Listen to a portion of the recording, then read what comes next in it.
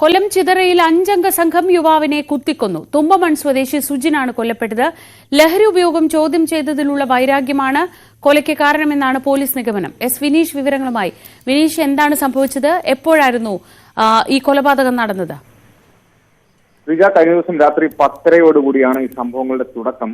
ലഹരി ഉപയോഗം ചോദ്യം ചെയ്തതുമായുള്ള ഒരു വിരോധത്തെ തുടർന്നായിരുന്നു ഇത്തരത്തിലുള്ള അക്രമത്തിലേക്ക് നയിച്ചതും കൊലപാതകം ഉണ്ടായതുമെന്നാണ് ഇപ്പോൾ അറിയാൻ കഴിയുന്നത്. പ്രതികളിൽ 2 പേർ സുജിനും അനന്തുവുമായി വാക്കുതർക്കത്തിൽ ഏർപ്പെട്ടൊരു സാഹചര്യം ഉണ്ടായിരുന്നു കഴിഞ്ഞ ദിവസം. തുടർന്ന് ഇരു കൂട്ടരും പിരിഞ്ഞു പോവുകയും ചെയ്തിരുന്നു.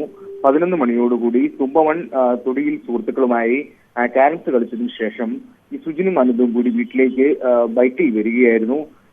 അപ്പോൾ വിജനമായ ഒരു സ്ഥലത്ത് വെച്ചാണ് 5 സംഘം പതിയിരുന്ന അക്രമം നടത്തിയത്. ബൈക്ക് തടഞ്ഞു നിർത്തി സുജിനെ ആക്രമിക്കുകയും സുജിന്റെ വയറ്റിൽ 2 തവണ കുത്തുകയും ചെയ്തു എന്നാണ് പറയുന്നത്.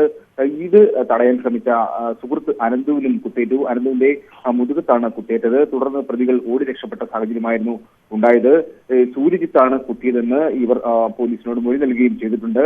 നാട്ടുകാർ ഇതുവരെയും കടക്കൽ താലൂക്ക് ആശുപത്രിയിലും തുടർന്ന് തിരുവനന്തപുരം മെഡിക്കൽ കോളേജിലും പ്രവേശിപ്പിച്ചുവെങ്കിലും ഈ സുജിന്റെ ജീവൻ രക്ഷിക്കാനായില്ല എന്നുള്ളത് ദുഃഖകരമായ വാർത്തയാണ് നമുക്കിപ്പോൾ പങ്കുവെക്കാനുള്ളത്. ഈ പ്രതികളെല്ലാം തന്നെ അയൽവാസികളും ബന്ധുക്കളും ഒക്കെയാണ് എന്ന് പറയുന്നുണ്ട്. അതുപോലെ തന്നെ ലഹരി ഉപയോഗവുമായി ബന്ധപ്പെട്ട് കേസുകളിൽ പ്രതിയായിട്ടുള്ളവരും ഈ സംഘത്തിൽ ഉൾപ്പെട്ടിട്ടുണ്ടെന്നാണ് പോലീസിന് അറിയേണ്ടത്. എന്തായാലും 5 പേരാണ് ഈ അക്രമം നടത്തിയത്.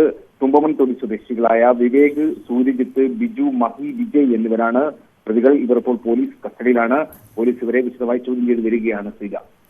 ശരി, എസ് വിനീഷാണ് വിവരങ്ങൾ നൽകിയത്. ലഹരി ഉപയോഗം ചോദ്യം ചെയ്തതിനെ തുടർന്നുള്ള വൈരാഗ്യമാണ് കൊലയ്ക്ക് കാരണമെന്നാണ് പോലീസ് എത്തിയിട്ടുള്ള നിഗമനം.